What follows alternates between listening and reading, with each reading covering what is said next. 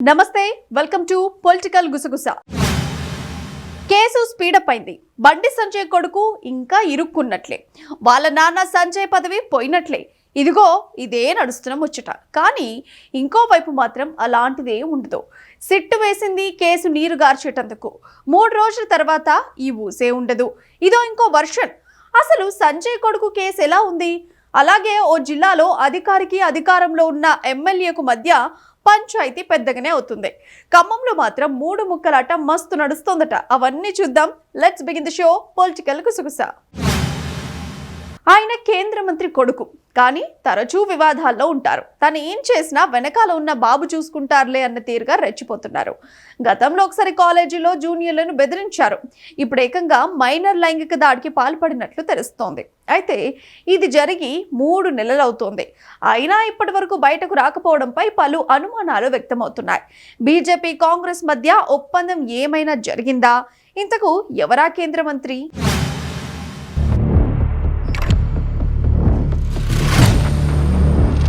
తెలంగాణ రాజకీయాల్లో మరో కలకలం రేపింది.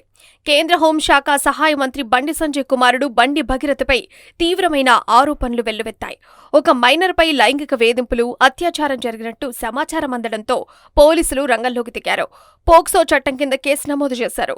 బాలికకు మద్యం తాగించి తనపై అత్యాచారం చేసినట్టు బాధితురాలు ఫిర్యాదులో పేర్కొంది. మొయినాబాద్లోని ఒక ఫామ్ హౌస్తో పాటు మరో 2 ప్రాంతాల్లో జరిగినట్టు పోలీసుల ప్రాథమిక విచారణలో తేలింది.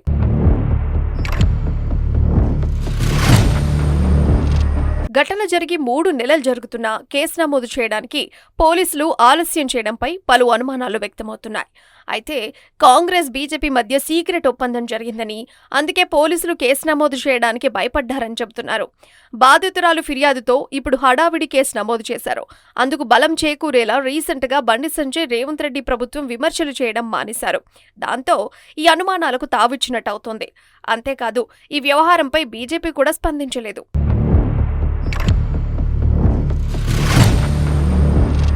ఇక్కడ మరో విషయం ఏంటంటే, బండి భగీరథ్పై కేసు పెట్టేందుకు వచ్చిన బాధితుల పట్ల పోలీసులు దారుణంగా ప్రవర్తించారట. పోక్సో కేసు నమోదు చేయకుండా బాధితులను 5 గంటల పాటు పోలీస్ స్టేషన్లో కూర్చోబెట్టారట. చివరికి మోడీ సభ ముందు ఆత్మార్పణం చేసుకుంటానని బాధితులు చెబితే కంప్లైంట్ తీసుకున్నారని తెలుస్తోంది. బండి భగీరథ్ మీద కేసు పెట్టాలని 3 నెలల నుంచి తిరుగుతున్నా పోలీసులు పట్టించుకోలేదని, పేట్ బషీరాబాద్ పోలీస్ స్టేషన్లో సాయంత్రం 7 గంటల 30 నిమిషాల నుండి అర్ధరాత్రి 12 గంటల 45 నిమిషాల వరకు బాధితురాలి తల్లి వచ్చి ఫిర్యాదు చేస్తున్నా ఆలస్యం చేశారని బాధితులు ఆరోపించారు. దీని వెనకాల రాజకీయ పెద్దలున్నారని బాధితులు ఆరోపిస్తున్నారు.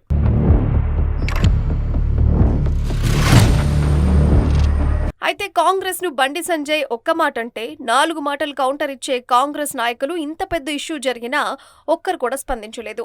లోకల్ కాంగ్రెస్ సైలెన్స్ ఉన్నారు. దీని వెనకాల రేవంత్ రెడ్డి, బండి సంజయ్ ఉన్నట్టు తెలుస్తోంది. బండి సంజయ్ ను సేఫ్ గార్డ్ చేస్తున్నారు తెలంగాణ కాంగ్రెస్ నాయకులు. బండి సంజయ్ కొడుకు పోక్సో కేసు వ్యవహారం గురించి చివరికి కాంగ్రెస్ జాతీయ పార్టీ ఎత్తుకున్నా లోకల్ కాంగ్రెస్ పార్టీ నాయకులు ఒక్కరు కూడా పల్లెత్తు మాట అనకపోవడం పలు అనుమానాలకు తావిస్తోంది.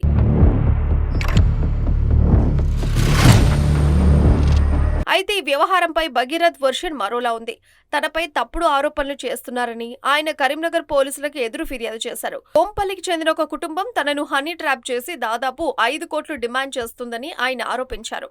సదరు బాలికతో తనకు స్నేహం ఉండేదని, ఆ చొరవతోనే వారింటికి వెళ్లేవాడినని, కానీ ఇప్పుడు తన వద్ద ఉన్న వీడియోలతో బ్లాక్మెయిల్ చేస్తూ నగదు డిమాండ్ చేస్తున్నారని ఆయన ఫిర్యాదులో పేర్కొన్నారు. ప్రస్తుతం ఈ కేసు 2 నగరాలకు సంబంధించిన పోలీసుల మధ్య విచారణలో ఉంది. కరీంనగర్ పోలీసులు భగీరథ్ ఇచ్చిన బ్లాక్మెయిల్ ఫిర్యాదుపై దర్యాప్తు చేస్తుండగా, హైదరాబాద్ పోలీసులు మైనర్ బాలిక కుటుంబం ఇచ్చిన ఫిర్యాదు ఆధారంగా పోక్సో కేసును విచారిస్తున్నారు.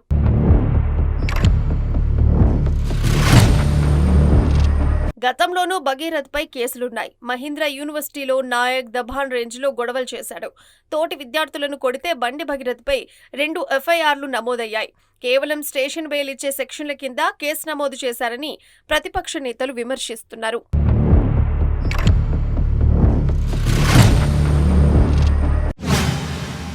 బండి సంజయ్ కొడుకును కాపాడుతున్నది ఎవరు అనేది ఇప్పుడు తెలంగాణ రాజకీయాల్లో తీవ్ర చర్చనీయాంశమైంది. బండి భగీరథ్ను కాంగ్రెస్ ప్రభుత్వమే కాపాడుతుందని గాంధీ భవన్లోనే చర్చించుకుంటున్నారు. వారి దోస్తాన్ మరోసారి బయటపడిందన్న చర్చ నడుస్తోంది. స్నేహం కోసం ఆడబిడ్డపై అధికార దర్పం చూపించడంపై ప్రతిపక్షాలు ఆగ్రహం వ్యక్తం చేస్తున్నాయి.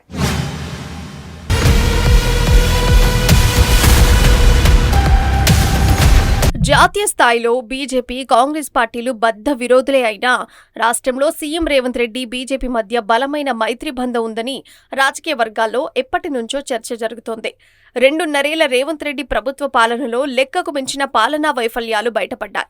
భూ కబ్జాలు, హత్యలు, లైంగిక దాడుల వంటివి తరచూ జరుగుతున్నా కేంద్ర మంత్రులు బండి సంజయ్, కిషన్ రెడ్డి సహా ఇతర బీజేపీ నేతలు ఎవరూ కాంగ్రెస్ ప్రభుత్వంపై పెద్దగా విమర్శలు చేయలేదన్న చర్చ నడుస్తోంది. దీనికి ప్రతిగా బీజేపీ నేతల వారసులు ఎన్ని నేరాలు చేసినా చట్టానికి అతీతంగా రేవంత్ రెడ్డి ప్రభుత్వం వెనకేసుకొస్తున్నట్టు చర్చ జరుగుతోంది. అందుకు నిదర్శనమే బండి సంజయ్ కుమారుడి విషయం.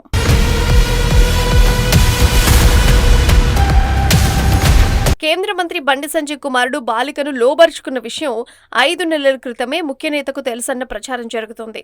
గత ఏడాది డిసెంబర్లో ఆ బాలిక వికారాబాద్ జిల్లాలోని ఒక పోలీస్ స్టేషన్లో ఫిర్యాదు చేసినట్టు తెలిసింది. అయితే స్టేషన్లో ఉన్న పోలీసులు ఆ విషయాన్ని డీజీపీ దృష్టికి తీసుకెళ్లినట్టు సమాచారం. డీజీపీ వెంటనే సీఎంకు వివరించారని, ఆయన ఆదేశాలతో పోలీసులు కేసు నమోదు చేయకుండా ఆపినట్టు చర్చ జరుగుతుంది. అయినా ఆ బాలిక పట్టువదలలేదు. తనకు న్యాయం చేయాల్సిందేనని పోరాడుతుండటంతో భయపెట్టడానికి ముఖ్యనేత ఆదేశాలతోనే కరీంనగర్ పోలీసులు ఆ బాలికపై హనీ ట్రాప్ కేసు నమోదు చేసినట్టు సమాచారం. బాలిక పోలీస్ స్టేషన్లో ఉండగానే రాత్రికి రాత్రే హనీ ట్రాప్ కేసు నమోదు చేశారట.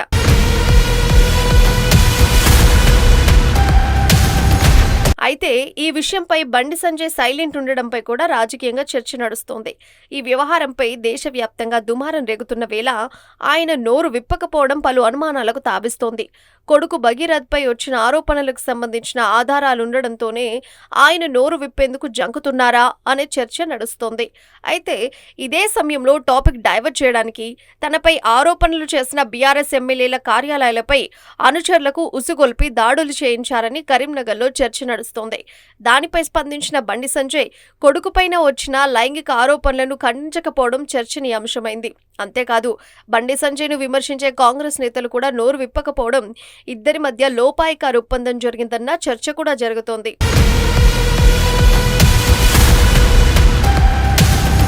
ఇదంతా ఒకెత్తైతే తమ కుమారుడి విషయం బయట పొక్కకుండా ఉండేందుకు సీనియర్ జర్నలిస్ట్ రంగంలోకి దిగారట. ఎంత ఖర్చైనా పర్లేదు, విషయం బయటకు రావద్దని డీల్ కుదుర్చేందుకు ప్రయత్నించారట.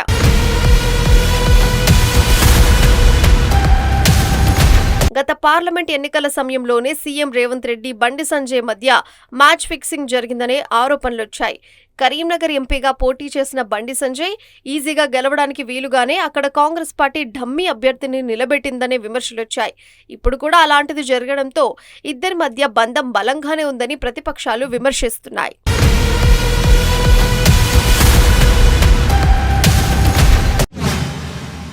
ఆ జిల్లాలో 3 మంత్రులున్నారు. వారికి అనుచర గణమూ ఉంది. తమతో తిరిగిన నేతలకు హామీలిచ్చారు. ఈసారి పక్కా అంటూ బోరించారు. కానీ తీరా పదవుల లిస్టులో తమ పేరు లేకపోవడంతో భంగపాటు తప్పలేదన్న గుసగుసలు గుప్పమంటున్నాయి. 3 నేతలున్నా ఫలితం లేదా? కొందరికి అవకాశం కల్పించి చేతులు దులుపుకున్నారా, లేదంటే పదవులను అమ్ముకున్నారా? ఇవే చివరి నామినేటెడ్ పదవులు అనే చర్చ ఎందుకు జరుగుతోంది? ఇంతకు ఏదా జిల్లా?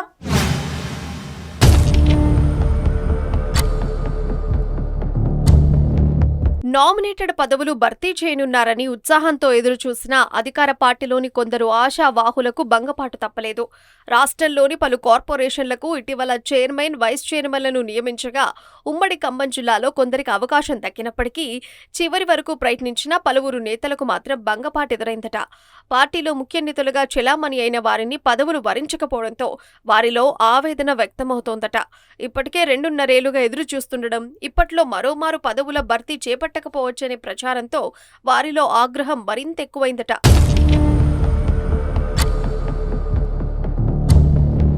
కాంగ్రెస్ పార్టీ దాదాపు 10 ఏళ్ల తర్వాత 2023లో రాష్ట్రంలో అధికారం చేజిక్కించుకుంది. దీంతో ద్వితీయ శ్రేణి నేతలు, కార్యకర్తలు పలువురు తమకు నామినేటెడ్ పదవులు దక్కుతాయని ఆశించారట. నేతలు కూడా ఈసారి పక్కా అంటూ హామీలు గుప్పించారట. కొందరు నేతలకు తొలి దఫా భర్తీలోనే చోటు లభించింది.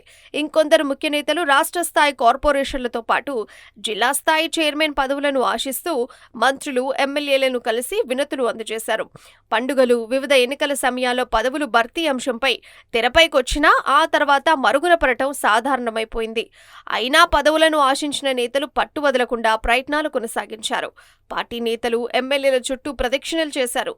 అయినా ఫలితం లేదట.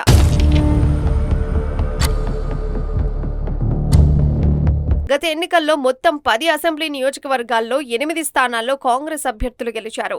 దీంతో 2024లో జరిగిన పదవుల భర్తీ సమయంలో ఉమ్మడి ఖమ్మం జిల్లా నుంచి 5గురికి రాష్ట్ర స్థాయి కార్పొరేషన్ పదవులు దక్కాయి.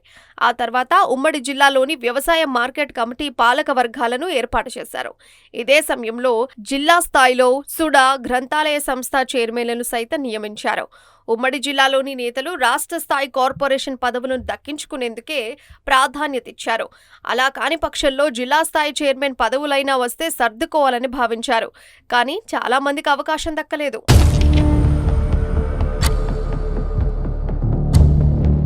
ఇప్పటి వరకు 2 సార్లు పదవులు భర్తీ చేయగా ఇంకోసారి పదవులు భర్తీ చేయాలంటే కొంత సమయం పడుతుందనే చర్చ నేపథ్యంలో స్థానాలు దక్కని నేతలు తమ పరిస్థితి ఏంటనే అంతర్మథనంలో ఉన్నట్లు తెలుస్తోంది. ఇక గ్రామ పంచాయతీ, మున్సిపాలిటీలు, కొత్తగూడెం కార్పొరేషన్ ఎన్నికల సమయంలోనూ కొందరు నేతలు నామినేటెడ్ పదవులపై ఆశతో పోటీకి దిగలేదు. వీరు కూడా తాము నమ్ముకుని నేతలను కలిసి పదవులపై ప్రస్తావిస్తున్నట్లు తెలిసింది. దీంతో ఆశావాహుల సంఖ్య ఎక్కువగా ఉండడంతో అందరినీ సంతృప్తి పరచలేకపోయినట్లు ముఖ్య నేతలు సర్ది చెప్పేందుకు యత్నిస్తున్నట్లు సమాచారం. నామినేటెడ్ పదవుల భర్తీలో పదవులు ఆశించిన కొందరు ప్రధాన నేతలకు చుక్కెదురైంది. సుదీర్ఘకాలంగా కాంగ్రెస్లో కొనసాగుతున్న వారు, ఎన్నికల ముందు తర్వాత పార్టీలో చేరిన నాయకులు నామినేటెడ్ పదవులను ఆశించారు. కానీ మంత్రులు, ఎమ్మెల్యేలకు ప్రధాన అనుచరులుగా ఉంటూ కీలకంగా వ్యవహరిస్తున్న నేతల ఆశలు ఫలించలేదు. రాజకీయాల్లో క్రియాశీలకంగా ఉంటూ ఎన్నికల్లో శ్రమించిన నేతలు గుర్తింపు కలిగిన నామినేటెడ్ పదవులను ఆశించి మంత్రులు, ఎమ్మెల్యేలను ప్రసన్నం చేసుకునే ప్రయత్నాలు చేసినా ఫలితం దక్కలేదనే నైరాశ్యం నెలకొంది.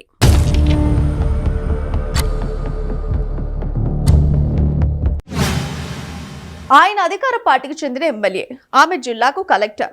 ఇద్దరి మధ్య విభేదాలు తారాస్థాయికి చేరాయట. ఎమ్మెల్యేను నేను చెబితే పనులు చేయరా అంటూ కాస్త ర్యాష్గా వ్యవహరిస్తున్నారట. కొంతకాలంగా మౌనంగా ఉన్న వీరి మధ్య గొడవ కాస్త మితిమీరిందని ఆ జిల్లాలో గుసగుసలు వినిపిస్తున్నాయి. తన పని చేయలేదన్న కారణంతో ఆమెపై సోషల్ మీడియాలో వ్యతిరేకంగా పోస్టులు పెడుతున్నారట సదరు అధికార పార్టీ ఎమ్మెల్యే. దాంతో వీరిద్దరి మధ్య గొడవ కాస్త ముదిరిందన్న ప్రచారం జరుగుతోంది.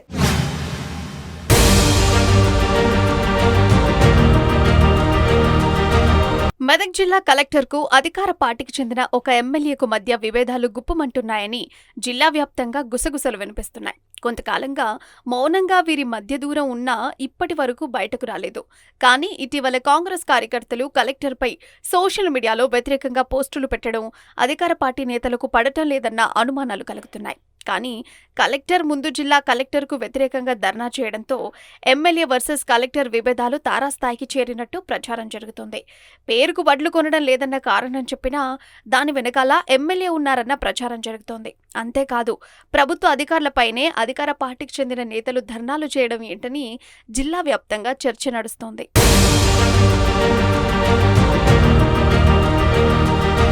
మెదక్ జిల్లా కలెక్టర్గా ప్రతిమా సింగ్ ఫిబ్రవరి 26న బాధ్యతలు చేపట్టారు.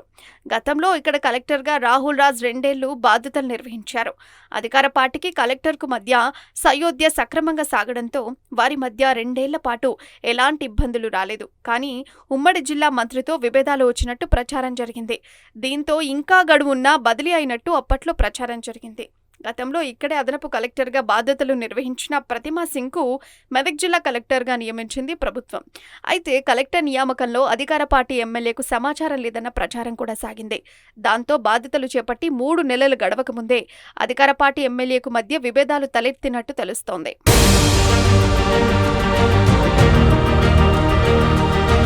దీనికి కారణం కూడా ఉందట. ఎమ్మెల్యే చెప్పే పనులు కలెక్టర్ పట్టించుకోవటం లేదని, ఇటీవల ఓ అవుట్ సోర్సింగ్ కాంట్రాక్ట్ విషయంతో పాటు ఇటీవల జిల్లాలో సంచలనంగా మారిన శిశు విక్రయం జరిగిన హాస్పిటల్ విషయంలో కూడా జిల్లా కలెక్టర్ అధికార పార్టీ ఎమ్మెల్యే మాట వినలేదన్న ఆరోపణలున్నాయి.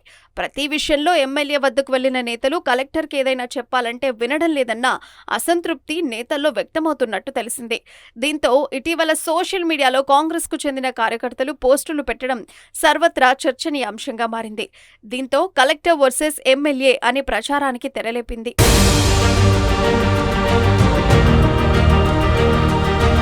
రైతులు పండించిన ధాన్యం కొనుగోలు చేయడంలో అలసత్వం వహించడంతో పాటు ఇలాంటి సమయంలో కలెక్టర్ సెలవుపై వెళ్లడంపై కూడా కాంగ్రెస్ నేతలు ఆగ్రహిస్తున్నారు.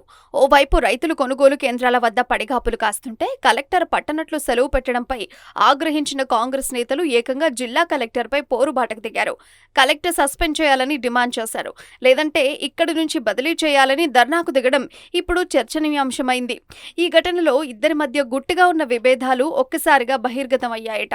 మరి చూడాలి ఈ వివాదంపై ప్రభుత్వం ఎలా స్పందిస్తుందో.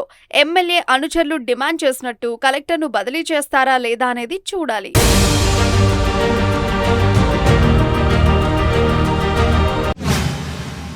వరంగల్ కార్పొరేషన్ ఎన్నికల నగారా మోగక ముందే ప్రధాన పార్టీల మధ్య పోటీ మొదలైందట. పాలకవర్గం గడువు ముగియడంతో 66 డివిజన్లపై కాంగ్రెస్, బీఆర్ఎస్, బీజేపీ నజర్ పెట్టాయట. అధికార బలం, ఎమ్మెల్యేల అండతో ఈసారి ఎలాగైనా మేయర్ పీఠాన్ని దక్కించుకోవడానికి కాంగ్రెస్ వ్యూహం రచిస్తుంటే మరోసారి మేయర్ సీటుపై గులాబీ జెండా ఎగురవేయాలని కారు పార్టీ చూస్తోందట. కేంద్ర నిధులతో, క్షేత్రస్థాయి పర్యటనలతో ప్రాతినిధ్యం పెంచుకోవాలని కమలనాథులు ప్లాన్ చేస్తున్నారట.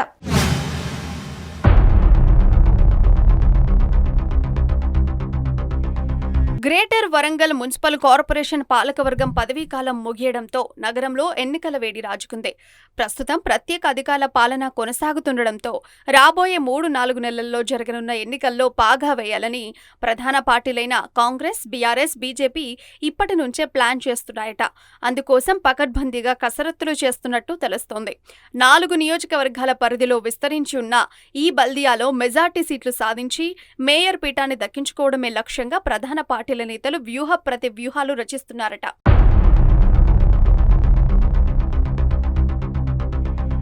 రాష్ట్రంలో కాంగ్రెస్ పార్టీ అధికారంలో ఉండటం, నగరం పరిధిలో ఉన్న 4 నియోజకవర్గాల్లో హస్తం నేతలే ఎమ్మెల్యేలుగా ఉండటం, ఈసారి ఎలాగైనా బల్దియాలపై పట్టు సాధించాలని కాంగ్రెస్ భావిస్తోంది. ఇప్పటికే బీఆర్ఎస్ మేయర్ సహా 30 మంది కార్పొరేటర్లు కాంగ్రెస్లో చేరడం ఆ పార్టీకి కలిసొచ్చే అంశంగా మారిందంటూ లెక్కలు వేసుకుంటున్నారట. అండర్గ్రౌండ్ డ్రైనేజీ, రోడ్లు వంటి అభివృద్ధి పనులకు కోట్ల నిధులు కేటాయిస్తూ ఎమ్మెల్యేలు డివిజన్లలో శంకుస్థాపనలు చేస్తున్నారు. అయితే గత ఎన్నికల్లో బీఆర్ఎస్ నుంచి గెలిచి ఇప్పుడు కాంగ్రెస్లో చేరిన వారు గతంలో వారిపై పోటీ చేసిన కాంగ్రెస్ అభ్యర్థుల మధ్య టికెట్ల పోరు పార్టీకి కొంత ఇబ్బందిగా మారే అవకాశం ఉందంటున్నారు రాజకీయ విశ్లేషకులు.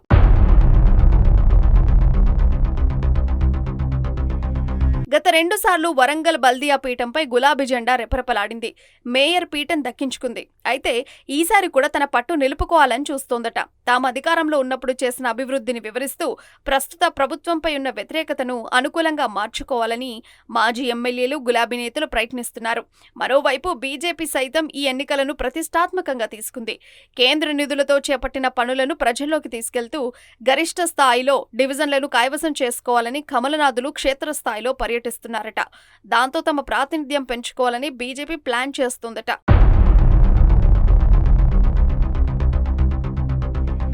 మరోవైపు మేయర్ స్థానం జనరల్ కు రిజర్వ్ కావడంతో సీనియర్ నేతలు తమ వారసులను రంగంలోకి దించేందుకు సిద్ధమవుతున్నారట. దాంతో వారసుల సందడి కనిపించనుందట. సీనియర్ నేతలు తమ కొడుకులు, కూతుళ్లు లేదా అల్లులను బరిలోకి దించి రాజకీయ అరంగేట్రం చేయాలని ప్లాన్ చేస్తున్నారట. అటు అభివృద్ధి మంత్రం, ఇటు వారసుల బలం కలిపి గెలుపు గుర్రం ఎక్కాలని అన్ని పార్టీల నేతలు తహతహలాడుతున్నారట. మరోవైపు వరద సాయం, డ్రైనేజీ పెండింగ్ వంటి అంశాలు ఎన్నికల్లో కీలకం కానున్నాయి.